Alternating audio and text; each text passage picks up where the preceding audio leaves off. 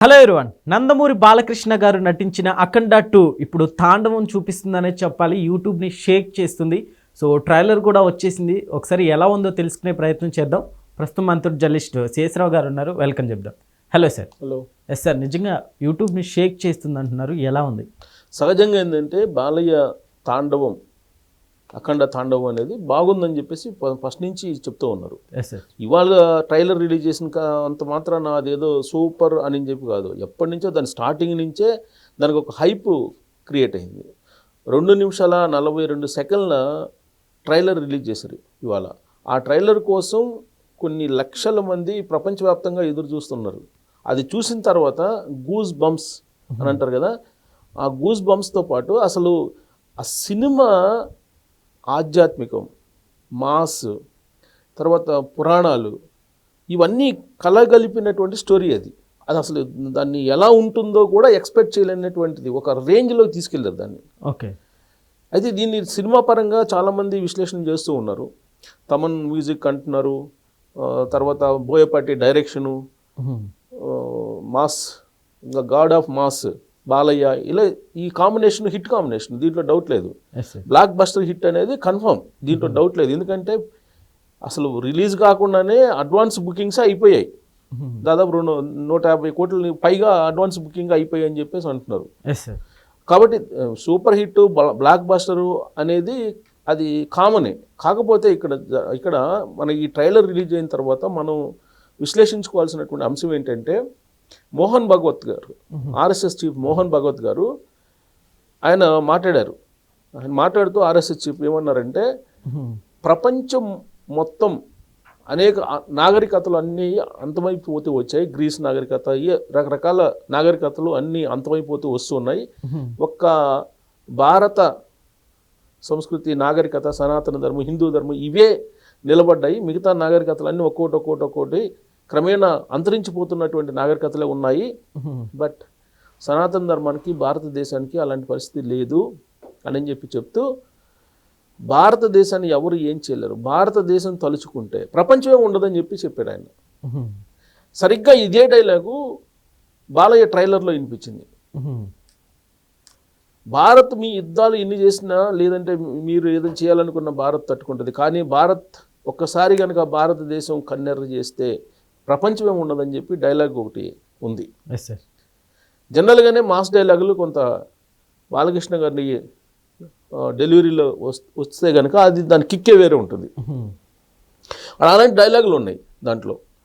తర్వాత ఆ అఘోరాలు ఏ విధంగా ఉంటారు అనేది. తర్వాత మీరు గమనిస్తే స్వస్తిక్ గుర్తు మధ్యలో ఒక దీనిలాగా ఉంటుంది అనమాట, గుర్తులు.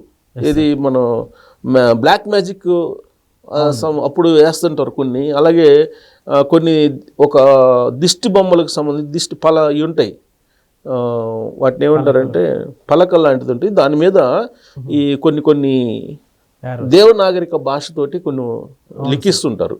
అది దిష్టి కోసం కొన్ని పెడుతూ ఉంటారు. కొంతమంది ఏమంటారంటే ఇది ఒక చక్రం అని కూడా అంటారు, ఒక రకమైనటువంటి చక్రం. అది ఆ చక్రంలో ఒక శక్తి ఉంటుంది. ఆ శక్తిని కాదని చెప్పి ఎవరు ఏం చేయలేరు. అలాంటి దాన్ని క్రియేట్ చేసి చూపించడం, త్రిశూలం తోటి మొత్తం ఇలా తిప్పుకుంటూ ఆయన రావడం, తర్వాత ఆయన గెటప్ కానీ ఇవన్నీ చూస్తుంటే కనుక ఒక రేంజ్లో ఇప్పటి వరకు అలాంటి సినిమా వచ్చి ఉండదు అనేటువంటిది ఒక భావన కలుగుతుంది. దాంతోపాటు ఈ సినిమాలో బాలయ్య తప్ప ఇంకెవరు నటించలేరు అనేటువంటి అభిప్రాయానికి ఫిక్స్ అయిపోతారు. బాలయ్య నచ్చనటువంటి వాళ్ళు కూడా ఫిక్స్ అయిపోతారు. సార్, ఈ మూవీలో అంటే విలన్ షేడ్లో ఆది పినిశెట్టి గారు కనిపించారు, కొంచెం స్పెషల్గా కూడా అనిపించింది సార్. అది ఎలా అనిపించింది? ఇప్పుడు ఆది పినిశెట్టి కనిపించినా, లేదంటే హీరోయిన్ కనిపించినా, లేదంటే ఎవరు కనిపించినా అక్కడ కనిపించేది బాలయ్యే. అవునా? ఒకవైపే చూడు, రెండో వైపు చూడమాకంటే. సో ఎవరైనా ఎదురొచ్చినా, లేదు తాను ఎదురైనా వాళ్ళకే దెబ్బ అన్నట్టుగా.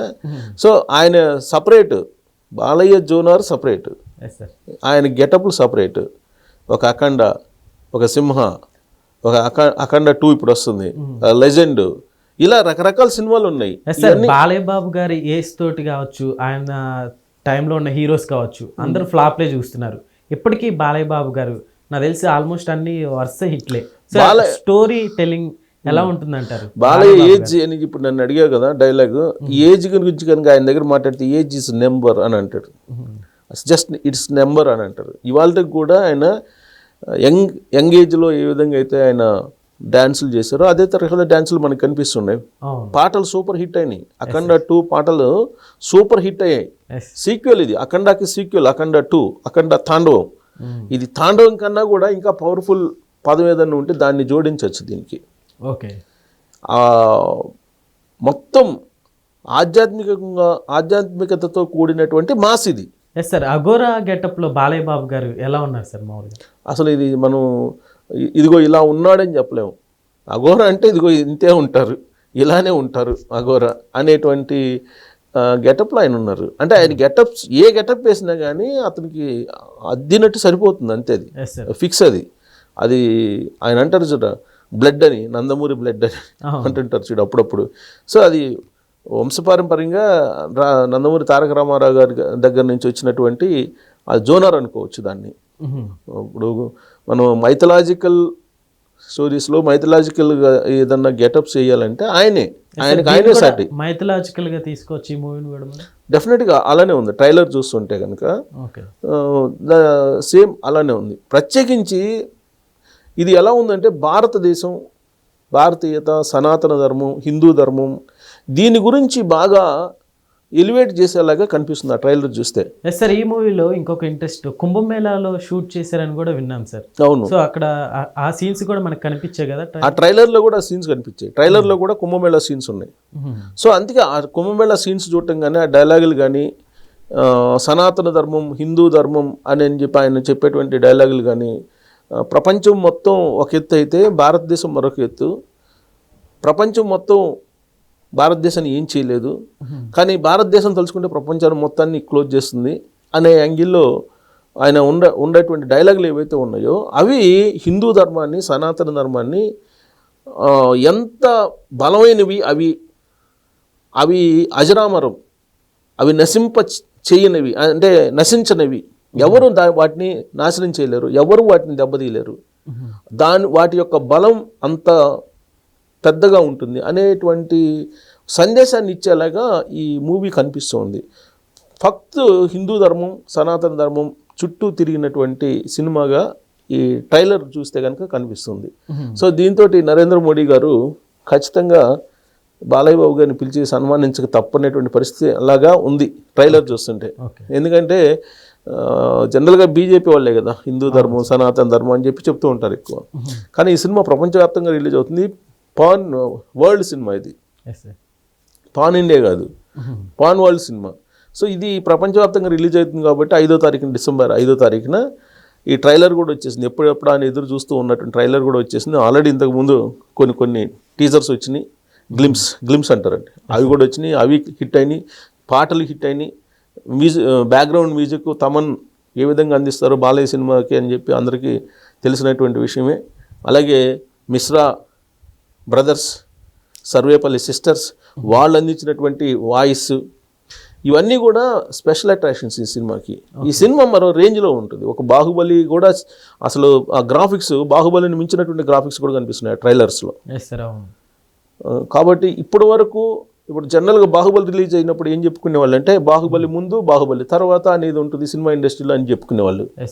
ఈ ట్రైలర్ చూస్తే, బాలయ్య తాండవం చూస్తే, బాలయ్య అఖండ తాండవం ముందు, అఖండ తాండవం తర్వాత అనేటువంటి యాంగిల్లో సినిమా ఇండస్ట్రీ ఉండేటువంటి అవకాశం, చెప్పుకునేటువంటి పరిస్థితులు ఉన్నట్టు ఆ ట్రైలర్ చూస్తే కనిపిస్తుంది.